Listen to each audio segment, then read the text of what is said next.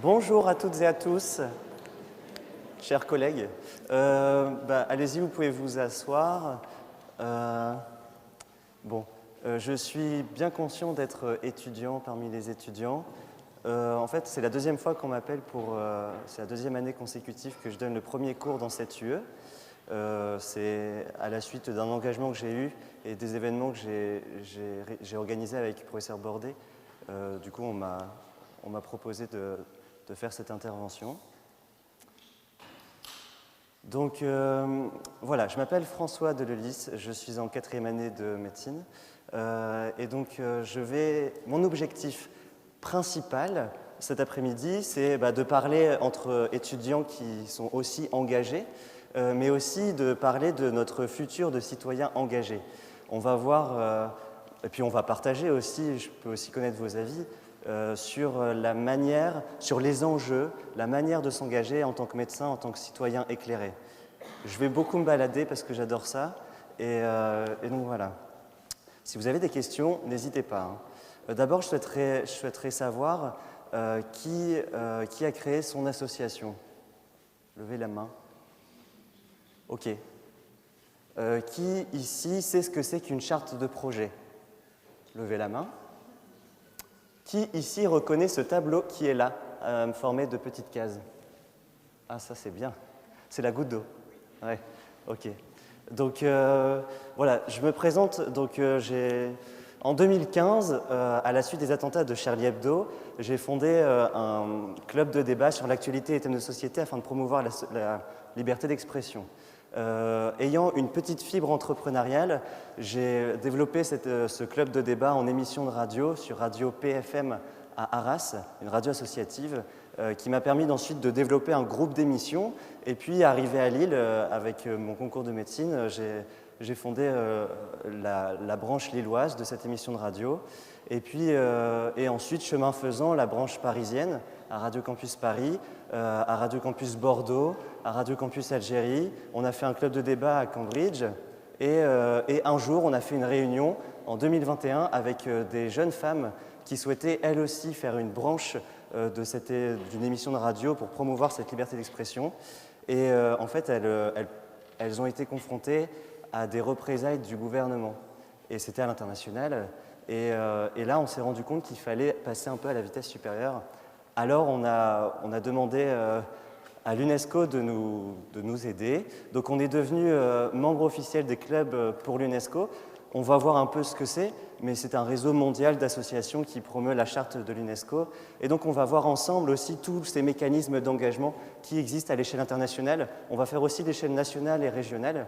Et donc ensuite, en 2022, on a intégré l'UNESCO littéralement, et on est devenu membre observateur de la Convention 2005. Bon, on va voir ce que c'est que les conventions. C'est sur la Convention sur la protection et la promotion de la diversité des expressions culturelles. Ça peut paraître un peu barbare. Il y aura pas mal de termes un peu barbares, enfin un peu relous, entre guillemets. Donc voilà, on a découvert les institutions. On a découvert que la société civile pouvait participer aux travaux des politiques publiques, et à l'échelle internationale avec la charte de l'ONU, puisque c'est prévu dedans, à l'échelle nationale avec la Ve République, la Constitution le prévoit. Il existe l'Assemblée nationale, il existe le Sénat, il existe aussi le CESE. Qui sait ce que c'est que le CESE? Levez la main. Voilà, ça c'est ce qu'on appelle la crise démocratique. C'est l'enjeu, ça me passionne, vraiment. Parce que l'enjeu, c'est que la société civile, nous, on peut participer à ces politiques publiques. En plus, nous, on est à la fac, on est entre guillemets éclairés par tout ça. Cependant, on n'y va pas, on les déserte. Et ça, on va voir les enjeux. Pourquoi on les déserte, et puis comment y revenir. Et puis, c'est quoi les conséquences finalement? Les conséquences, et ça, c'est un philosophe qui a théorisé les mécanismes de participation de la société civile. Ce philosophe, il s'appelle Pierre-Rosan Vallon. Je ne sais pas si vous connaissez. Et lui, il a écrit beaucoup de livres sur ce qu'il appelle donc la démocratie et la contre-démocratie. La contre-démocratie, c'est tous ces mécanismes de participation de la société civile. Et alors, à quoi ils servent aujourd'hui et pourquoi c'est primordial de s'y engager? Parce que notre monde, en fait, contemporain, il a évolué par rapport à avant. Aujourd'hui, dans un quinquennat, il y a 5 ans, mais le monde est complètement différent du moment où on élit un représentant et au moment où il sort. Sauf qu'on ne peut pas seulement se permettre de dire ben voilà, je te fais confiance à un temps T, et puis j'attends 5 ans, ensuite je vais voir, tu vas rendre des comptes. Non, parce qu'aujourd'hui, dans un même quinquennat, il y a la guerre en Ukraine, il y a le conflit israélo-palestinien qui revient, il y a la guerre dans le Haut-Karabakh, enfin il y a crise financière. On ne peut pas se permettre de juste faire confiance à l'élu. Et d'ailleurs, c'est théorisé. Il y a beaucoup de démocraties qui disent qu'un vrai peuple libre, c'est un peuple qui ne fait pas confiance à ses élus. Et c'est pour ça qu'il faut participer aux politiques publiques. On va voir que les enjeux sont plutôt limités, parce que autant on participe, autant est-ce qu'on est écouté par les élus, ça c'est autre chose. Donc la société civile et cette participation, elle a notamment été exacerbée durant la Révolution française. Je fais juste un petit aparté sur ça parce que vraiment, je trouve ça passionnant. Parce que l'héritage qu'on nous laisse de pouvoir participer à ces politiques publiques, c'est un héritage qui nous vient de la Révolution et même avant, en fait. Et donc, aujourd'hui, la crise, elle est majeure parce que on va parler voilà, du tableau des ODD, on va aussi parler de plein de mécanismes et qui sont littéralement inconnus.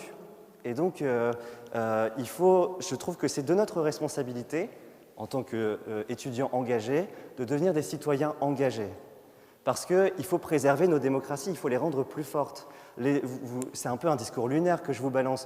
Ce n'est pas un engagement étudiant, vraiment pas. Il s'agit d'un projet, pour moi, j'y ai consacré un tiers de ma vie. Voilà, je suis engagé depuis, j'ai fait le calcul, un tiers de ma vie est engagé à ce projet-là.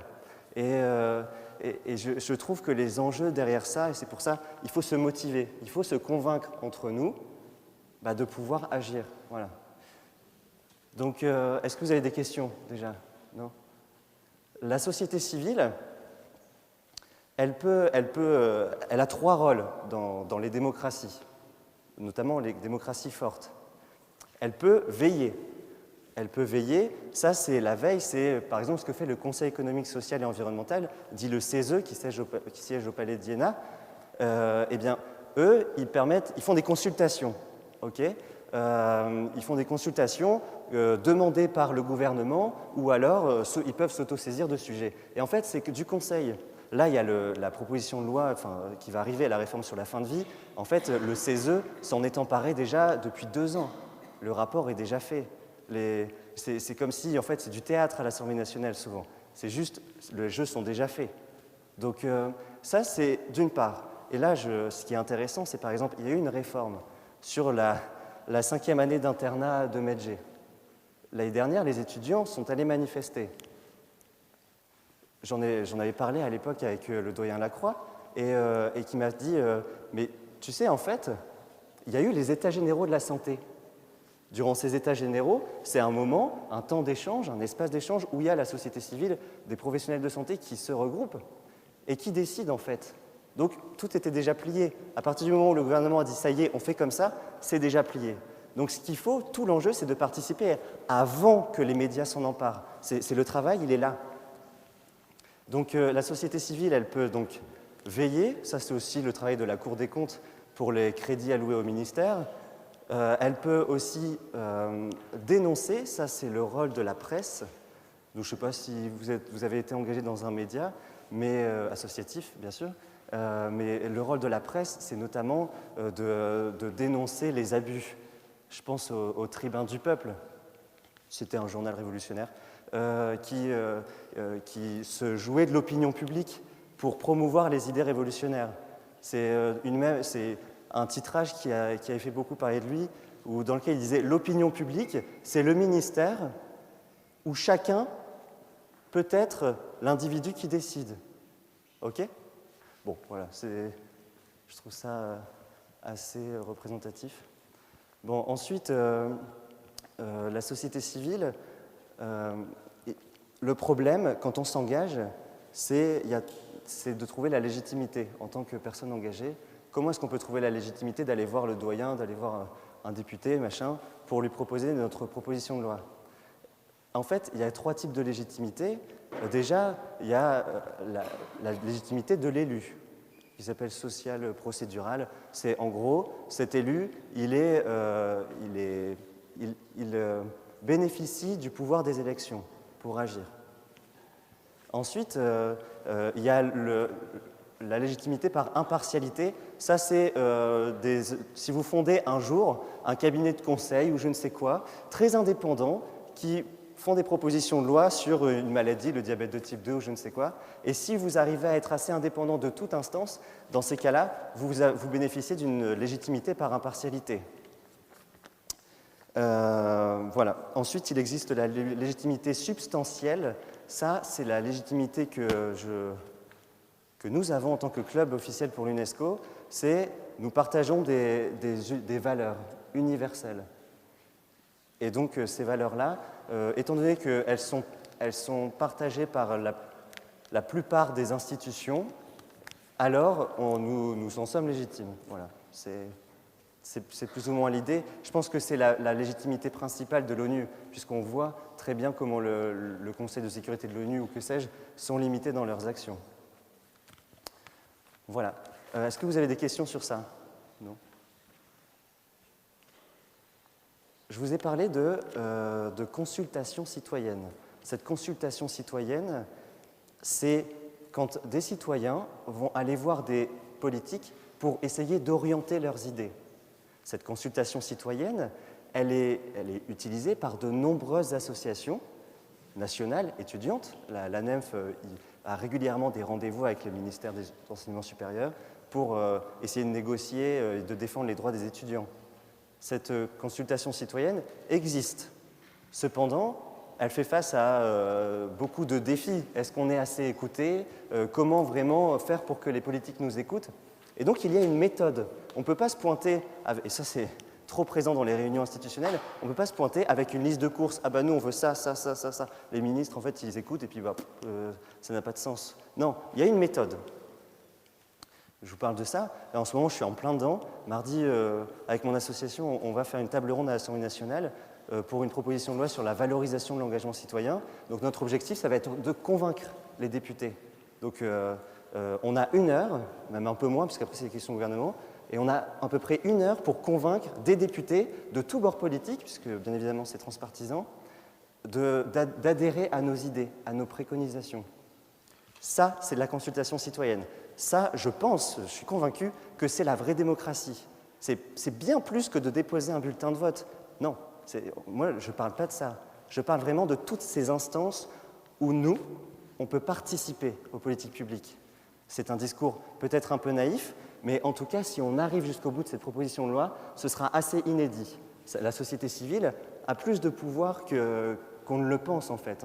Les tables rondes à l'Assemblée nationale, au Sénat, que sais-je, elles sont quotidiennes. Voilà, donc ça c'est la démocratie consultative, c'est la consultation citoyenne.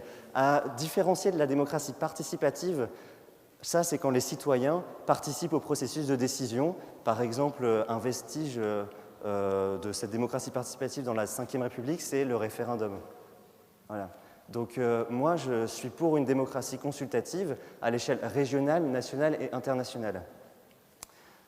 On va voir ensemble, du coup, toutes ces échelles, toutes les instances où nous pouvons nous engager, et puis, quelle méthode? Comment faire pour créer son projet, pour essayer d'influencer les politiques publiques? Voilà. Quelqu'un a des questions? OK. Donc, on va apprendre, on va passer à la deuxième partie, apprendre les institutions dans lesquelles on peut s'organiser. Je bois un coup.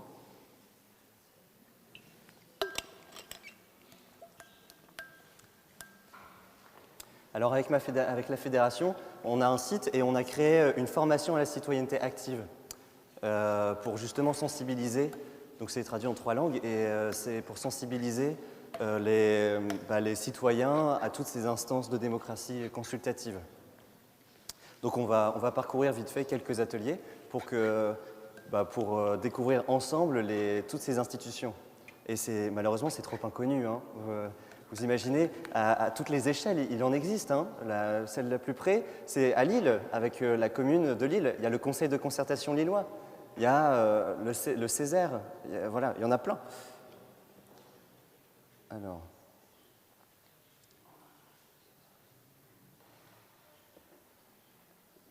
ouais, je vais peut-être prendre... Non, ce sera le 2.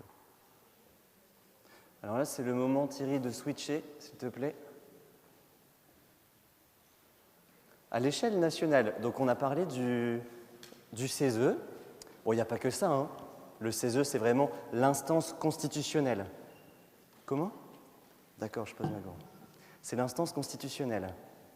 Mais il existe par exemple le COJ, le Conseil d'orientation de la jeunesse, où grosso modo ça fait comme un arbre. Ça fait le COJ qui est en relation avec le bureau du Premier ministre.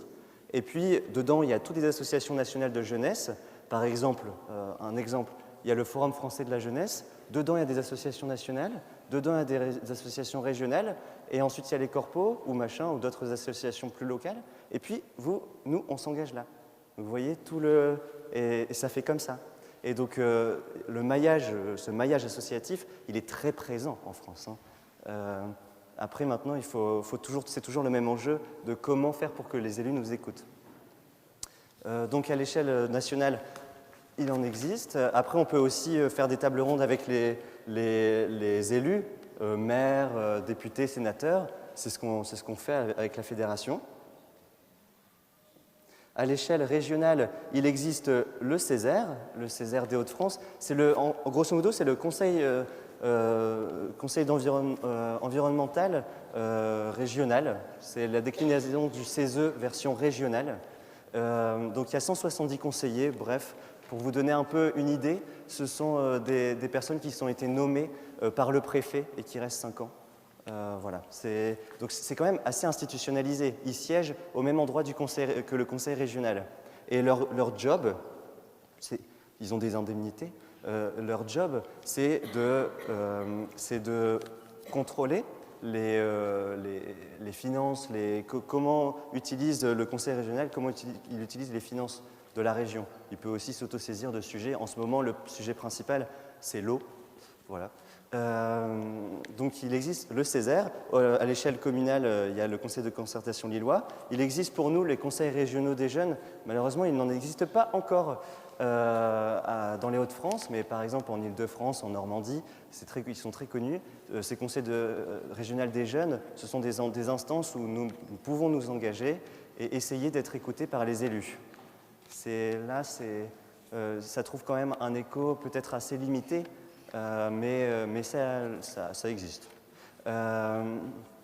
Ensuite, il existe par exemple ici une initiative que j'aime particulièrement, qui s'appelle le Forum des jeunes du Césaire. Donc c'est une initiative qui est née l'an dernier, où tout le monde, même nous tous, c'est ouvert à tous, et on peut y aller. Et là, on est en relation avec des conseillers du Césaire pour pouvoir essayer d'orienter leurs décisions politiques. Voilà. Quelqu'un a déjà été sensible à tout ça? Ça vous intéresse? J'espère.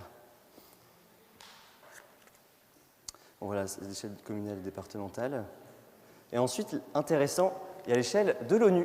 Nous avons la casquette du coup de toutes les échelles. Donc à l'échelle de l'ONU, on peut aussi s'engager. Et ça, c'est pas connu du tout. Et puis, j'ai envie de dire, c'est un discours peut-être un peu naïf là, mais on peut aussi s'engager à travers ce qu'ils appellent l'ONU la citoyenneté mondiale.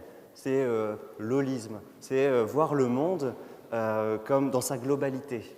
Et donc, on peut s'engager et vivre une citoyenneté mondiale en participant aux différentes consultations avec les ambassadeurs tous les ans. Donc, on va voir un peu, pour ça, il faut un peu savoir comment fonctionne l'ONU en interne.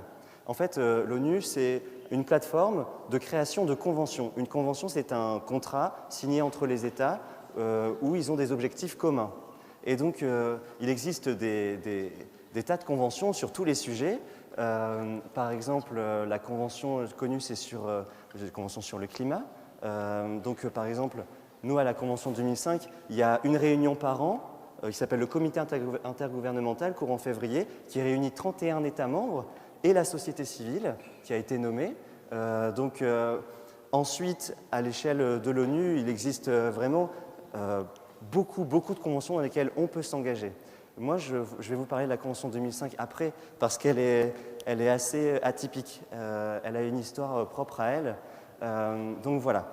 En tant que société civile, en tant qu'association internationale, si un jour vous décidez de créer une association et puis vous avez un écho international, vous pouvez vous intégrer les mécanismes de l'ONU. Il en existe un particulièrement qui s'appelle le Conseil économique et social de l'ONU, dit ECOSOC. Ça dit quelque chose à quelqu'un? L'ECOSOC, ça en gros, c'est un statut qui vous permet de participer aux conventions de l'ONU. Donc à New York, à Genève aussi. Et donc ce statut, il faut globalement 2 ans pour l'avoir. Et voilà, il vous permet vraiment de participer à tous les appels à projets. C'est assez intéressant parce que les ambassadeurs, avant de préparer une réunion, ils vont dire, bah voilà, là on fait un appel à projet sur le Covid et la culture, le lien entre comment la culture fait pour vivre malgré le Covid. Et donc il y avait une consultation comme ça il y a 2 ans. Et bah, l'idée, c'était de solliciter tous les acteurs avec nous pour participer à l'appel à projet. Et donc ça permet aussi de faire participer des citoyens qui, eux-mêmes, dans leur propre pays, ne peuvent pas forcément faire ça.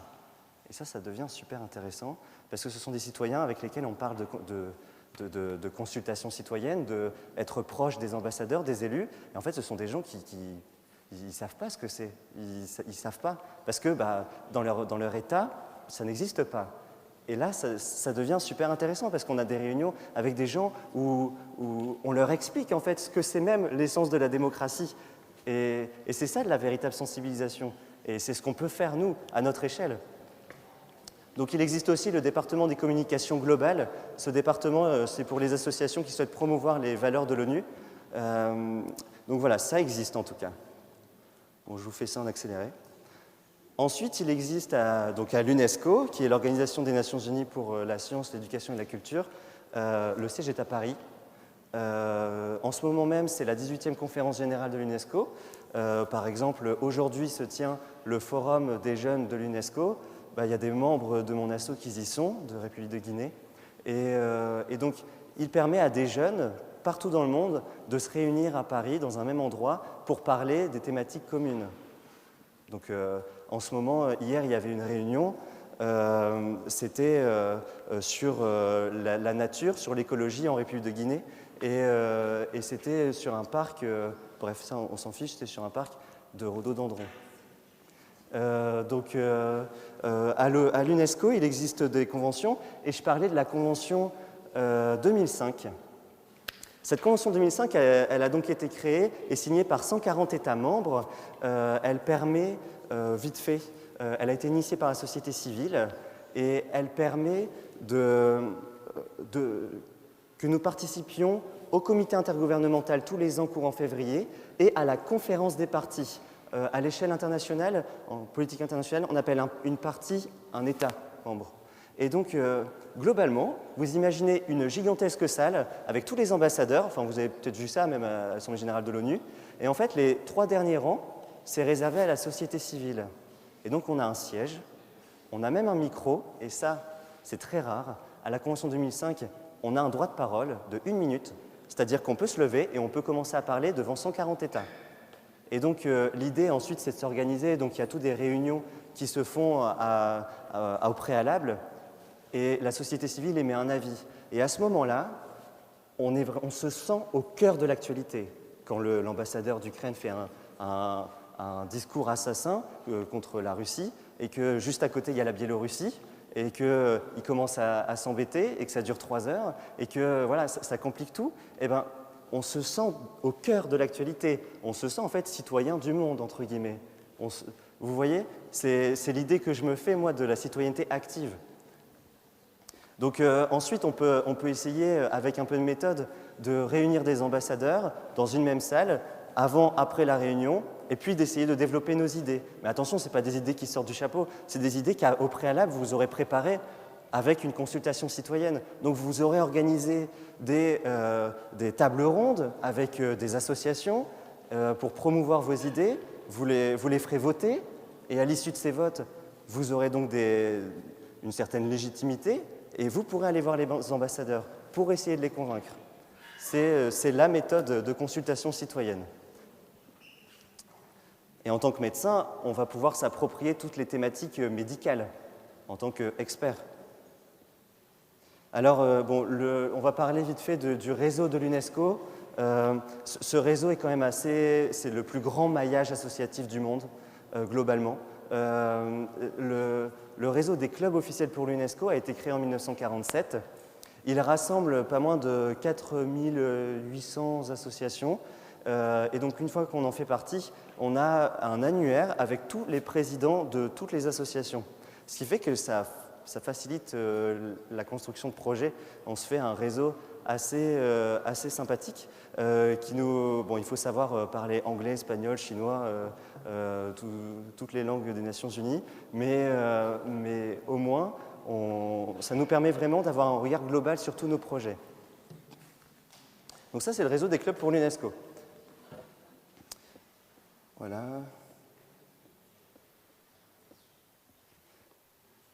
Ensuite, maintenant qu'on connaît un peu ces institutions dans lesquelles on peut s'engager, on va parler de quoi et quels sont les enjeux? D'abord, quelles sont les priorités des institutions actuellement?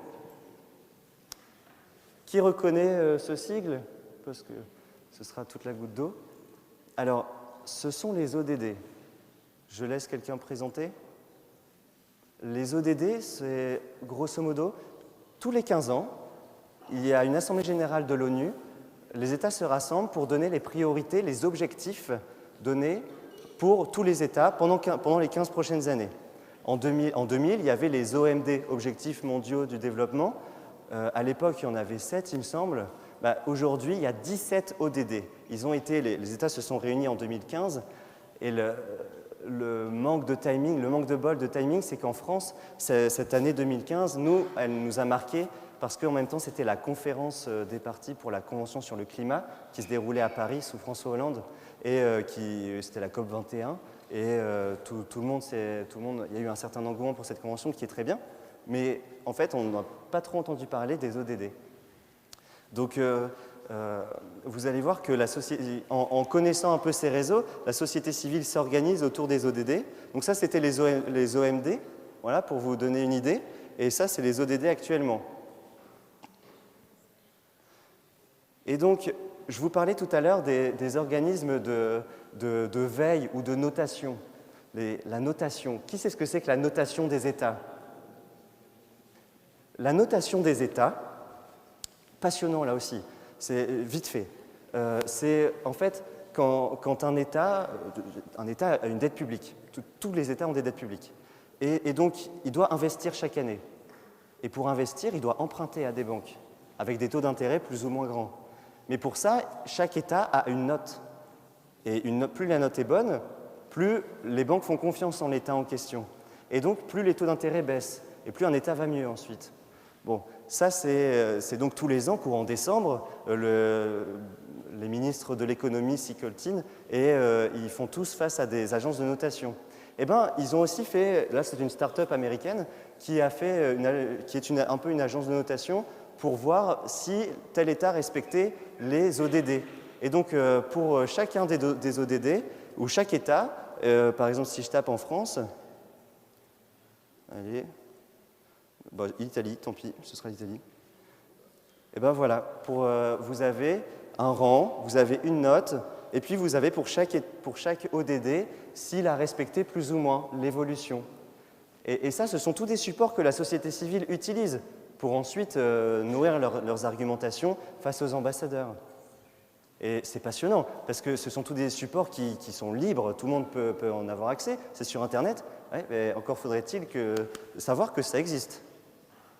Et donc, c'est au fur et à mesure des projets et des engagements qu'on se rend vraiment compte de l'ampleur. Voilà. Bon, ensuite, les États se réunissent dans ce qu'on appelle des forums politiques de haut niveau, là où il y a les ambassadeurs, les gouvernements, les ministres, et puis ils décident ensemble s'ils font un rapport suivant, cette année, la France a plus ou moins respecté tel ODD. Bon, ces forums de politique de haut niveau sont assez réguliers. Par exemple, pour vous donner une idée, il existe aussi des indicateurs européens. Voilà, là ici je tape sur la santé, et voilà, c'est l'indicateur européen au global. Donc il y a beaucoup d'indicateurs, de sous-indicateurs, de sous-parties.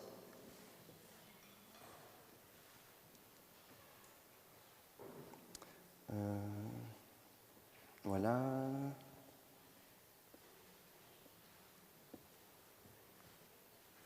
Et donc ensuite, hop, on en vient à la dernière partie. Allez. Voilà. Maintenant, on a compris quels sont les enjeux de s'engager. On a vu quelles sont les institutions dans lesquelles s'engager. Maintenant, il faut voir la méthode. Comment construire son propre projet. Et ça, c'est la partie où il faut un peu interagir suivant vos idées. C'est, selon vous, quelle est la meilleure méthode pour créer votre projet, votre asso, votre réseau, votre table ronde, comment vous faire écouter des politiques. Tu levais la main? Non? Donc ça s'appelle une charte de projet. C'est issu du milieu de l'entrepreneuriat. Je bois un coup, je suis désolé.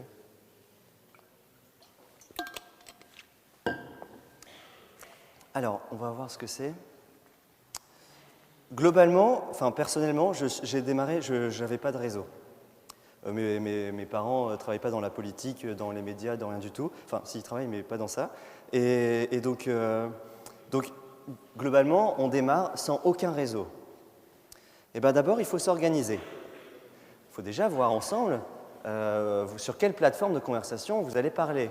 Ça peut paraître bête, mais ça peut vite fait compliquer les choses. Entre Messenger, Telegram, WhatsApp, ça peut vite fait compliquer les choses.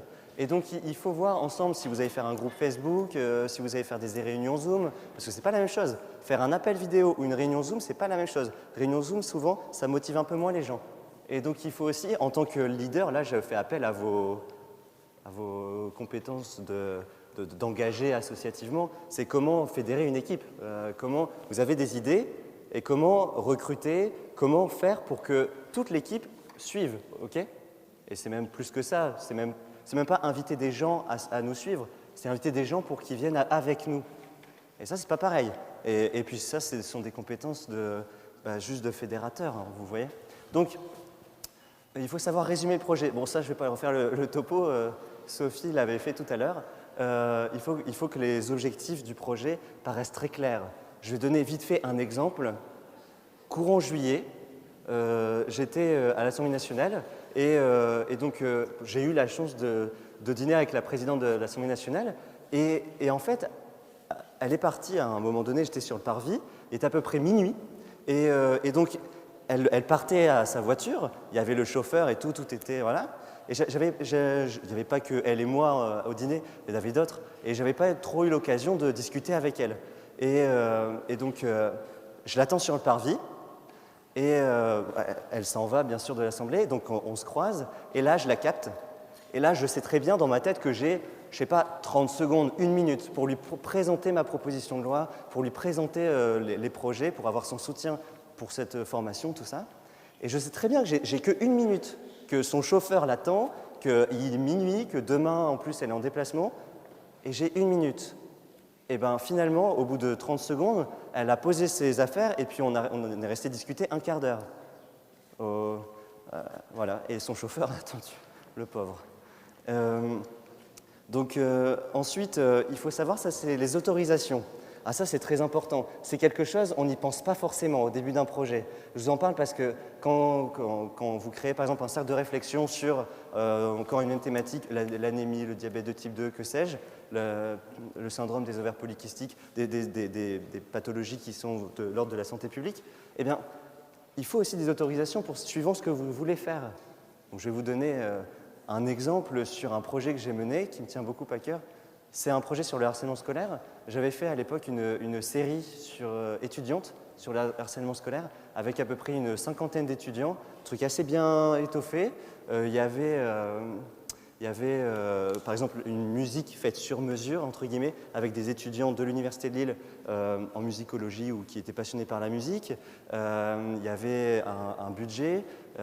Et donc, il fallait des autorisations de tournage. Ça paraît tout bête. On a filmé dans des lycées, dans des radios, on a privatisé des radios. Il fallait toutes des autorisations.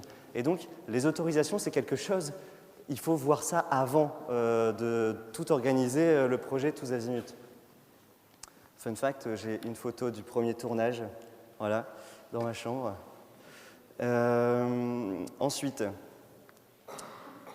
les aperçus du projet, ça c'est pareil, il faut savoir clairement définir vos objectifs, et là c'est en tant que, entre guillemets, leader, entre guillemets, vous avez vos objectifs, vous avez vos idées qui doivent être claires, normalement, avec une certaine ambition pour votre projet. Et là où vous fédérez des gens, vous faites appel à des gens pour qu'ils participent à vos projets, à vos équipes, ben, en fait, ces gens-là, ils n'ont jamais la même pensée à 100% pareil que vous. Et donc, il faut essayer de recruter et d'essayer de les motiver suivant leur propre motivation également. Vous voyez ce que je veux dire? Vous savez très bien, quand il y a un problème qui se pose, quand il y a un défi, nous, à la Fédération, on ne pense pas comment résoudre le défi. Non, on pense, mais qui va résoudre? Qui est assez motivé pour pouvoir se taper 3 heures de mail ou je ne sais quoi? Ah oui, mais si les mails sont à l'adresse de l'ambassade de France et que c'est une étudiante de Sciences Po qui est intéressée, voilà. L'idée, c'est de fédérer des gens avec aussi leurs propres ambitions. Parce que l'associatif, on est bénévole.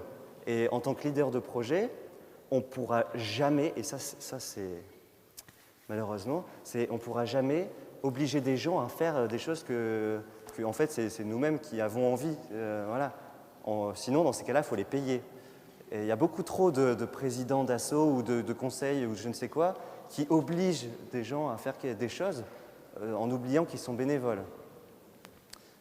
Voilà. Surtout si c'est votre projet, ça vous tiendra forcément plus à cœur que les membres. Donc ça, c'est la portée du projet avec les ambitions. Ensuite, il existe les jalons. Les jalons, c'est les dates clés. Et ça aussi, il faut les poser, les jalons. C'est déjà de base voir, parce qu'une réunion dans laquelle il n'y a pas de date à la fin, c'est une réunion que je ne fais pas. Il faut qu'à la fin de la réunion, il y ait des dates claires sur, voilà, on se donne rendez-vous la prochaine fois pour faire ça, ça, ça. Et puis à la fin, le must, c'est de faire des comptes rendus. Comme ça, c'est clair. Mais après, forcément, il faut rester compréhensif, chacun a ses vies aussi.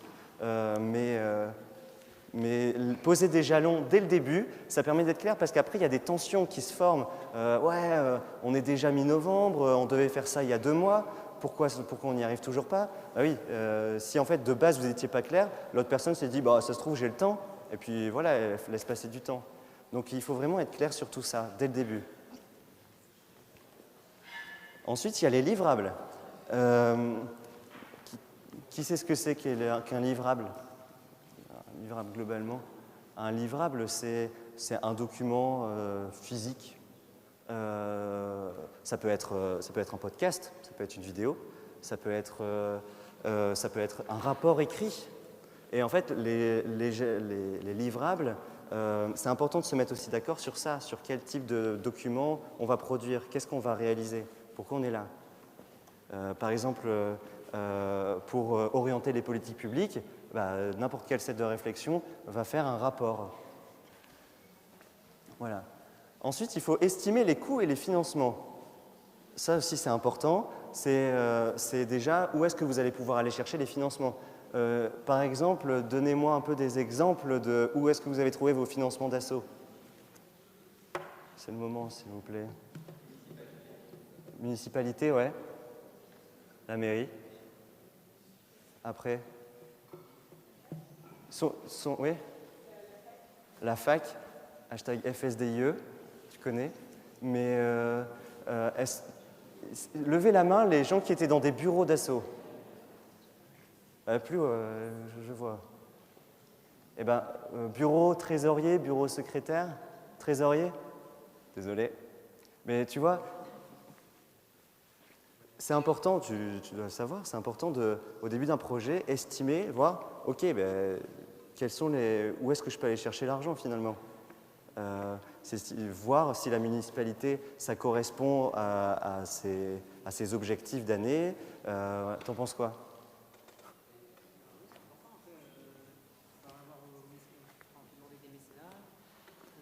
Exact. Exact. Exact. Il n'y a pas que les demandes de subvention de la municipalité, il existe aussi le mécénat. Bon, ça, il faut capter les entreprises, et puis à une certaine période de l'année. Mais il y a aussi quelque chose qui est beaucoup moins connu, qui s'appelle la Fondation de France. Qui connaît la Fondation de France? La Fondation de France, globalement, elle réunit beaucoup de fondations et tout le temps sur leur site, ils réactualisent des appels à projets. Et si jamais l'appel à projet correspond avec votre projet, vous pouvez demander des financements. De façon beaucoup plus facile qu'une subvention de l'État, par exemple. Voilà. Ensuite, il y a la gouvernance du projet. Ça, c'est la partie peut-être un peu plus touchy.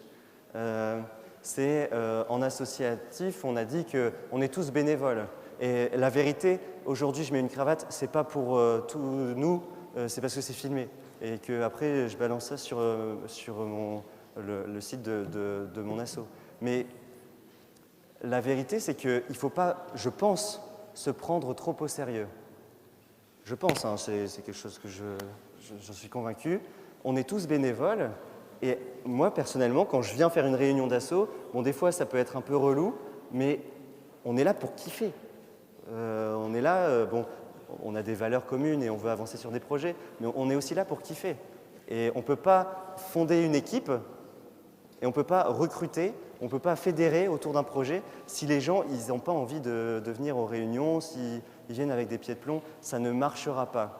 Surtout si vous voulez que votre projet perdure, vous avez de l'ambition avec votre projet, vous voulez recruter, et dans ces cas-là, il faut qu'il y ait déjà une bonne ambiance, ça c'est très important, et puis voilà, il faut que les gens ils viennent pour kiffer aussi. Donc ça c'est très important. Donc là, quels seront les modes les prises de décision? Est-ce qu'il y a un comité de direction? Est-ce qu'il y a une présidente? Parce que dans une association, il n'est pas obligé d'avoir un bureau avec président, secrétaire, trésorier. Il peut y avoir un comité collégial de direction, un collège de direction. Voilà. Il y a aussi combien de temps durent les mandats. Tout ça, ce sont des choses auxquelles il faut penser. Ensuite, il y a aussi les rôles et responsabilités. Qui s'occupe de quoi?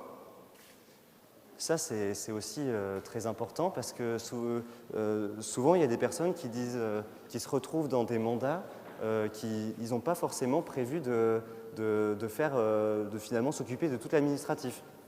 Ce sont des gens que vous recrutez, au début, c'est des potes, au début, et après, vous leur filez plein de missions, et finalement, ils deviennent les secrétaires, c'est eux qui prennent les notes, et ils se retrouvent dans un poste qui n'était pas prévu. De base, ils n'avaient pas signé, entre guillemets, pour avoir des responsabilités ou pour être présents à toutes les réunions. Voilà.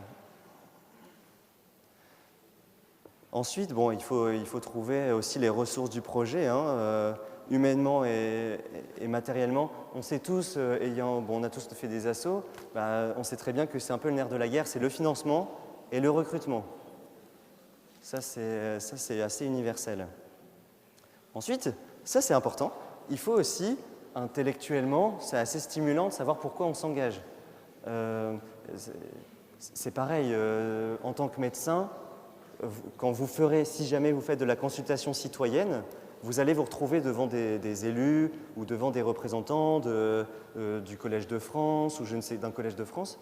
Il faut quand même avoir faut quand même savoir un peu discuter avec lui. Il ne s'agit pas que de parler que de faits, c'est aussi qu'est-ce qui vous motive intrinsèquement.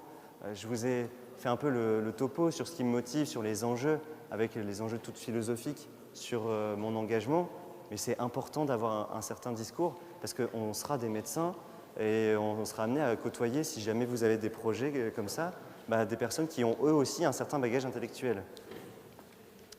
Voilà.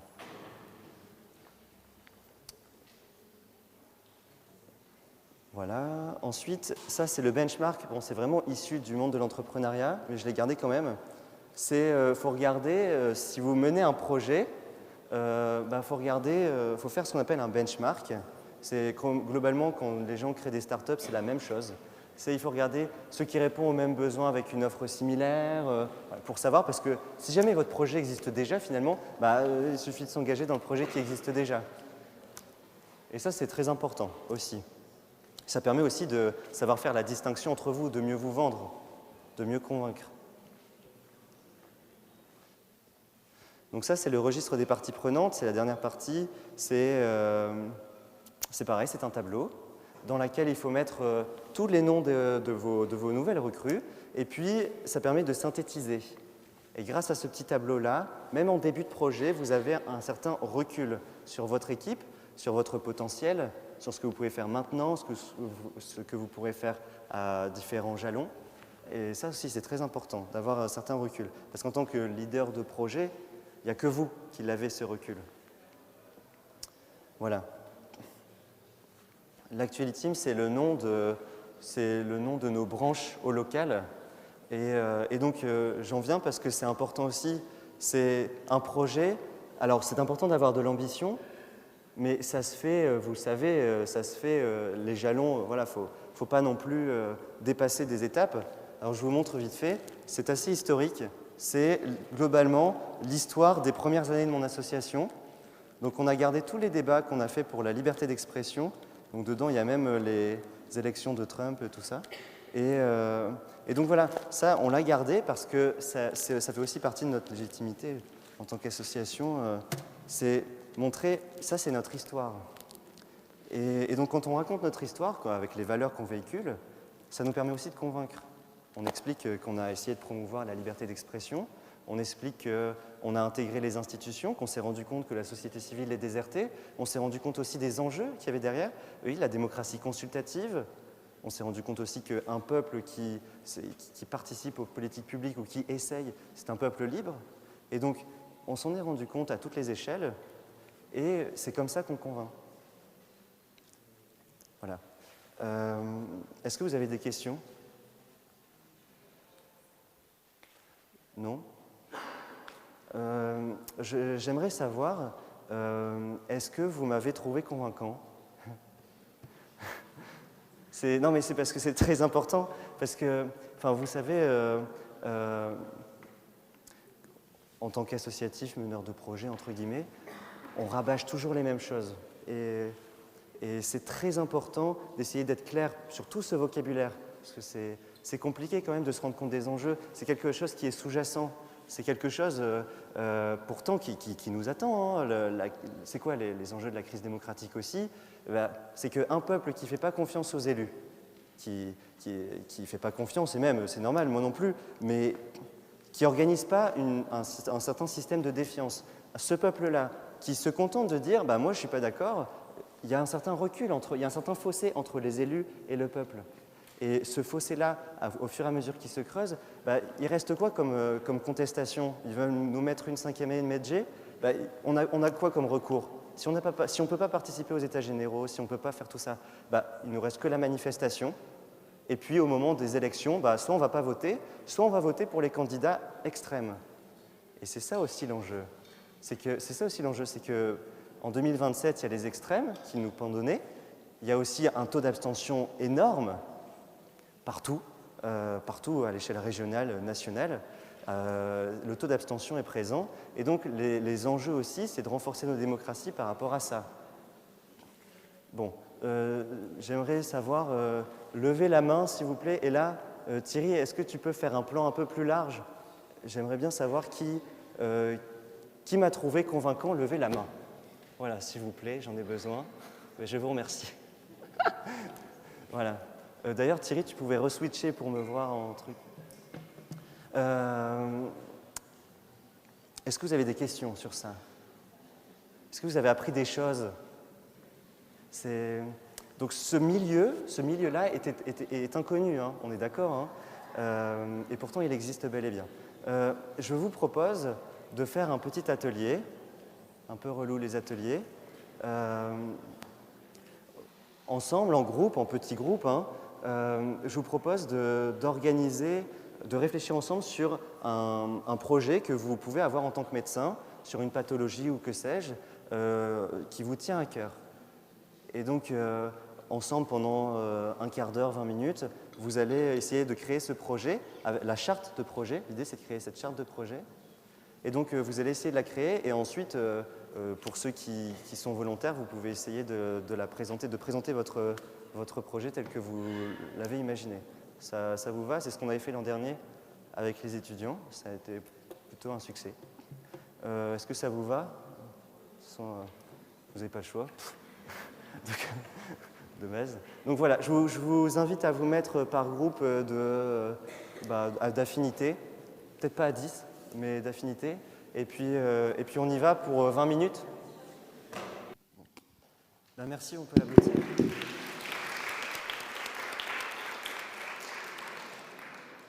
Voilà. Donc, tout l'idée, merci beaucoup.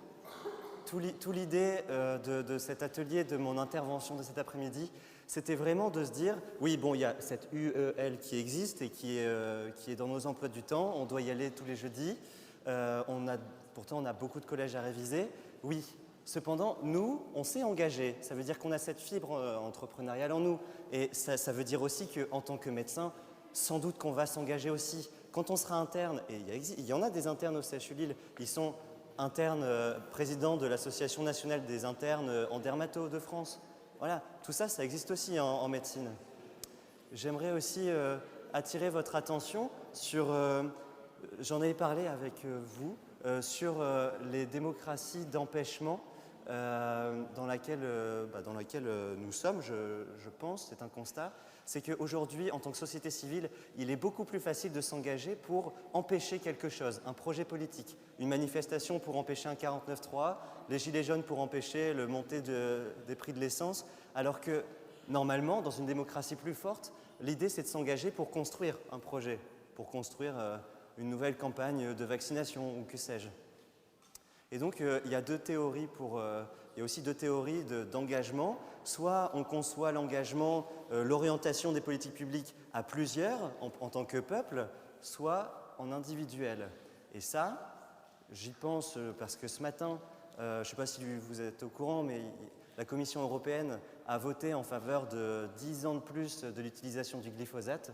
Et donc, sans doute que ce soir, au JT de 20h, on entendra des nouvelles manifestations des écologistes qui vont faire ce qu'on appelle de la DC. Qui sait ce que c'est? La DC, c'est de la désobéissance civile. C'est globalement jeter de la peinture sur les œuvres culturelles ou bloquer les routes. C'est un moyen de s'engager. C'est un moyen d'alerter aussi, de dire, ben voilà, danger de la planète, on va boucher l'autoroute A1, je ne sais quoi. Ça, c'est la désobéissance civile. Et libre à nous, on a tous un avis dessus. Est-ce que ça marche, est-ce que ça ne marche pas? Quels sont les enjeux? Ça trouve un écho assez modéré quand même auprès des politiques. Parce que ce n'est pas les politiques que tu vas bloquer qui sont sur l'autoroute A1. C'est la population. Mais donc, c'est quand même assez limité. Cependant, ça existe. Et c'est un moyen de s'engager. Et il faut aussi, c'est pour ça que ça me semblait important de le dire, cette désobéissance civile, c'est Thoreau, c'est un philosophe américain qui l'a théorisé dans un essai contre l'esclavagisme et qui a été repris par de nombreux philosophes ensuite, notamment socialistes au XIXe siècle. Je pense à Blanqui, par exemple, qui est un socialiste français, qui, lui, c'est pareil, on l'appelle l'enfermé, parce qu'il a mené des actes de désobéissance civile, et puis il menait à l'insurrection, et donc il a passé, je crois, une trentaine d'années, 34 ans en prison, donc on l'appelait l'enfermé. C'est un moyen de s'engager. Moi, je vous parlais depuis tout à l'heure de démocratie constructive, d'un engagement constructif en lien avec les élus. Il existe aussi ce mode d'engagement. Voilà, je voulais vous en parler. Maintenant, libre à vous de faire votre propre idée de est-ce que c'est bien ou pas. Voilà, donc autrement, je vais faire la charte. Quelqu'un souhaite faire aussi sa charte de projet? Levez la main.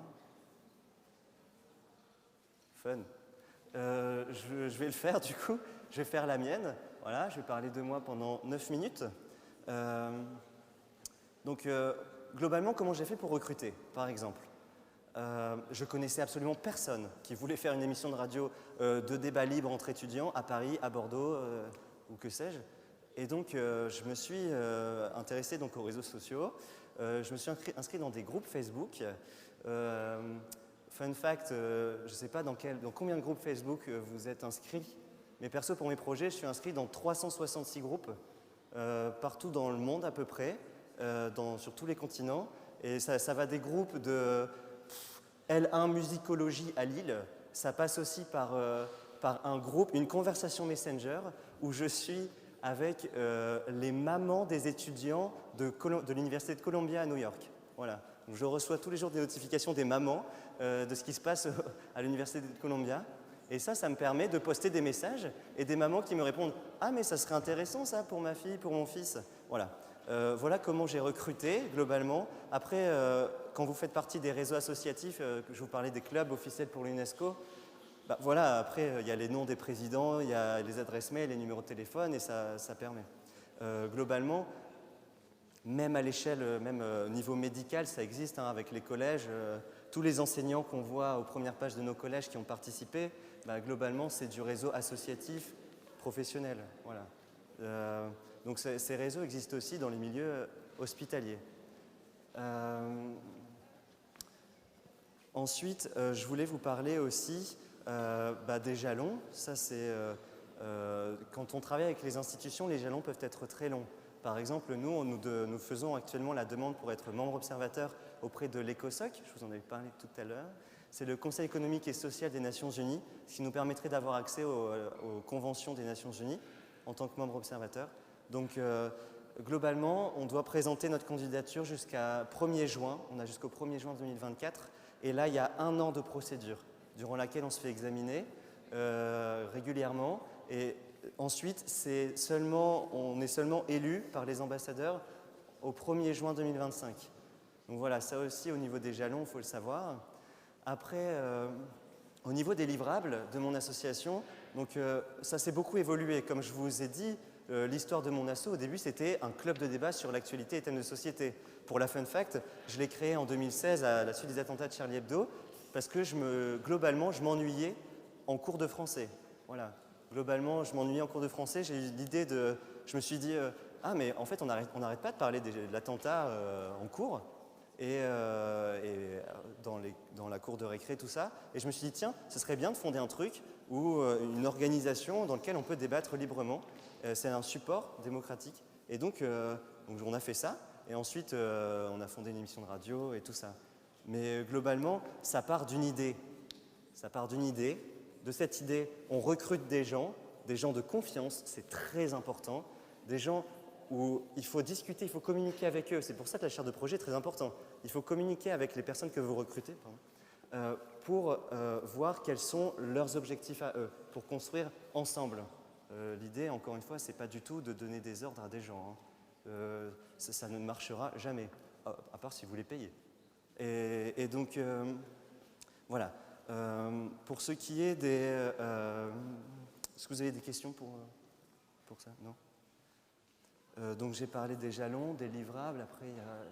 Ah oui, pour les buts et objectifs. Au début, c'était promouvoir la liberté d'expression.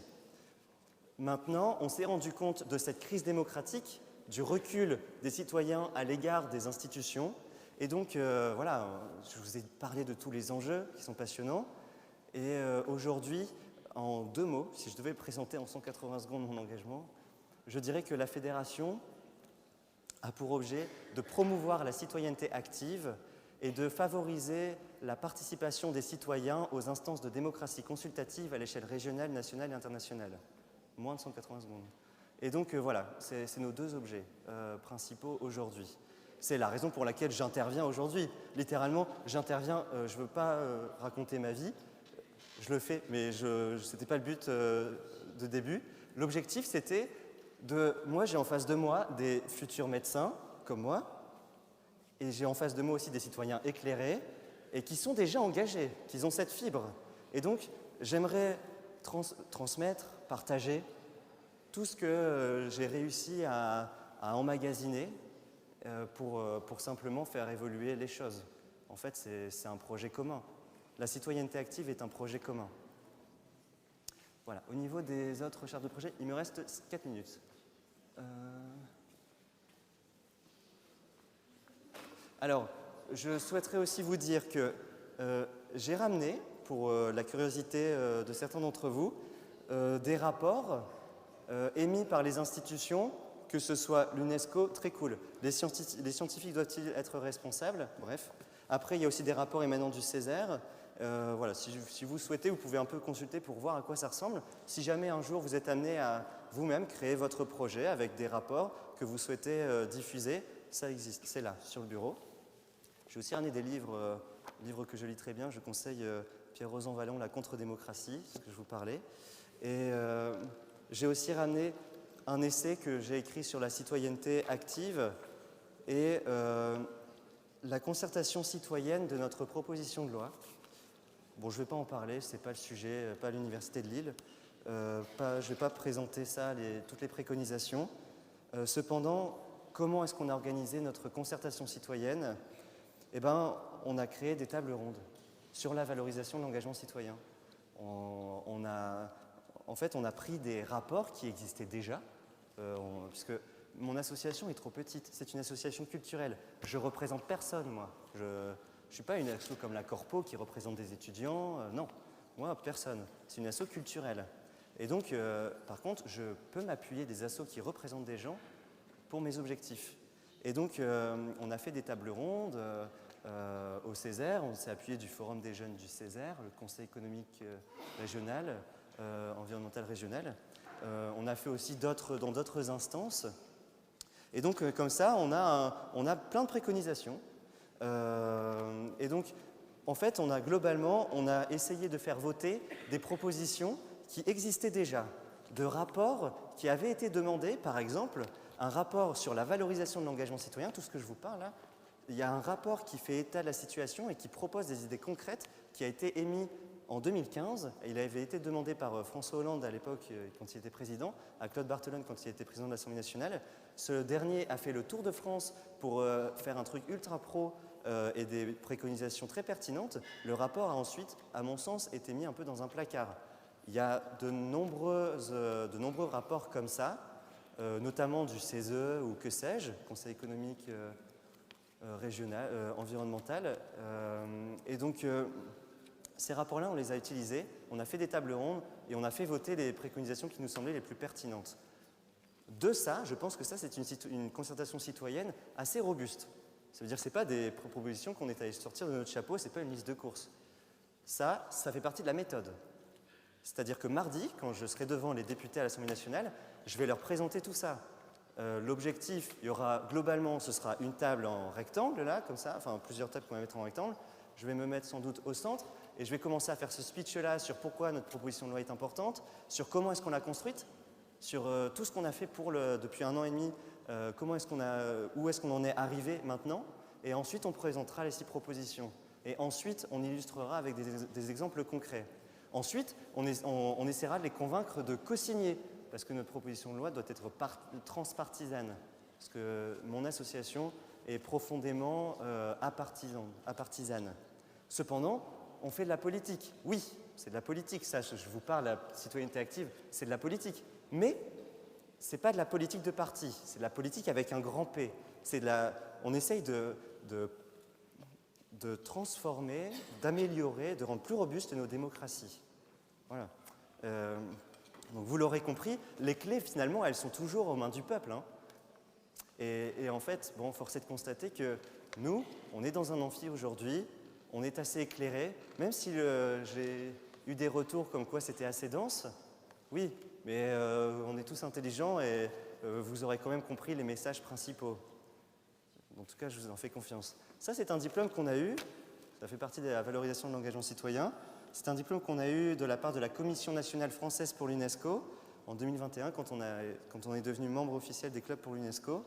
Donc on a un genre de diplôme comme ça. C'est un peu une porte d'entrée pour tout ce réseau-là associatif. Et donc ça, c'est pour l'UNESCO, je vous en parle parce que je suis engagé dedans. Mais globalement, au niveau national, il en existe aussi, hein, et à l'échelle régionale également. Je vous ai aussi laissé sur le bureau, si jamais vous avez une curiosité. J'ai eu la chance de faire un stage au ministère de la Santé cet été. Et ça, c'est un rapport qui est émanant rapport de la mission confiée au professeur Bertrand Millat. C'est un professeur d'une université. Et donc, voilà, pour vous dire qu'on peut être médecin et engagé. Et pour avoir fait ce stage au ministère, il y a des médecins partout. Que je sois même à l'Assemblée nationale, moi, notre table ronde est à 14 heures. On a voulu déjeuner avec l'une des députées. Elle nous a dit non, je suis en déjeuner sur la fin de vie avec des médecins. La vérité, c'est que oui, c'est assez fermé parce que juste, il n'y a pas la connaissance. Mais ça existe. Mais on peut s'y engager. On peut le faire. C'est juste une histoire de motivation. C'est comme toujours. Donc je reviens au début.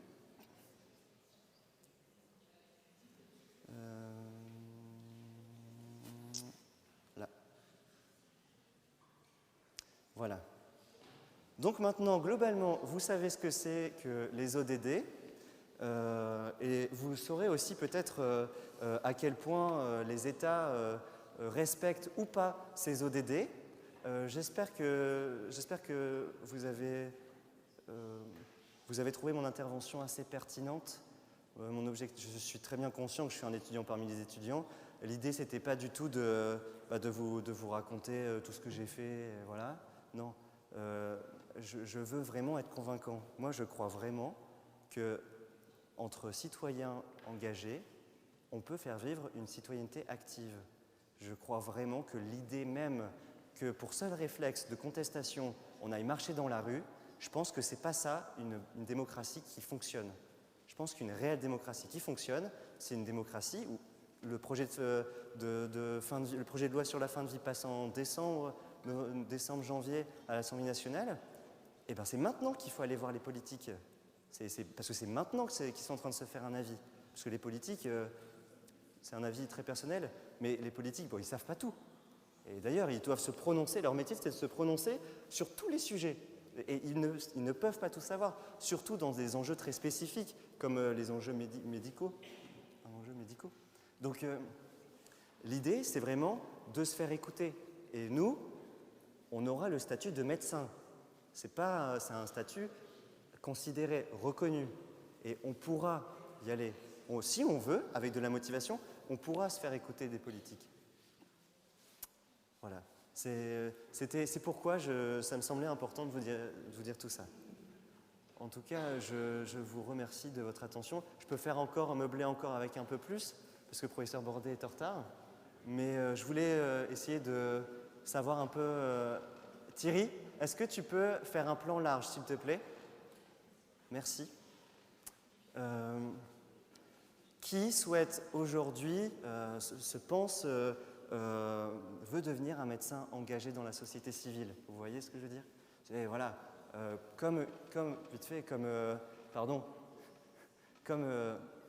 y a une cardiologue au CHU de Lille, je ne sais pas si vous connaissez, il y a une cardiologue au CHU de Lille qui est présidente de l'association Agir pour le cœur des femmes. Et je ne sais pas si vous suivez, nous, c'est vrai qu'étudiants en médecine, on ne suit pas trop LinkedIn, tout ça, mais sur son compte, elle a posté un jour d'août un post où elle dit voilà, manger du chocolat, c'est bon pour le cœur, tout ça. Et puis, c'est passé un peu inaperçu, mais il y a la ministre de la Santé qui a posté un commentaire qui fait « Est-ce que ça marche pour le chocolat blanc ?» Enfin, voilà. C'est juste pour vous dire que même ici, on n'y pense pas. Nous, on est en stage avec les professeurs, les internes, les médecins. Mais en fait, même, on peut très bien faire carrière à l'hôpital. Et ces gens-là, c'est eux aussi, ils font aussi de la consultation citoyenne. On n'y pense pas, on ne sait pas forcément, mais ça existe. Et même là, au CHU de Lille. Oui, tu as une question ? Non. Voilà. Donc, le plan large est fait, Thierry. Je voulais savoir qui a pour ambition d'être un médecin engagé dans la société civile. Levez la main, s'il vous plaît. Fort s'il vous plaît. Merci, je vous remercie. J'espère avoir été convaincant. En tout cas, je vous remercie beaucoup de votre attention. J'ai vraiment bien aimé et j'espère vraiment vous avoir partagé mes missions, mes enjeux.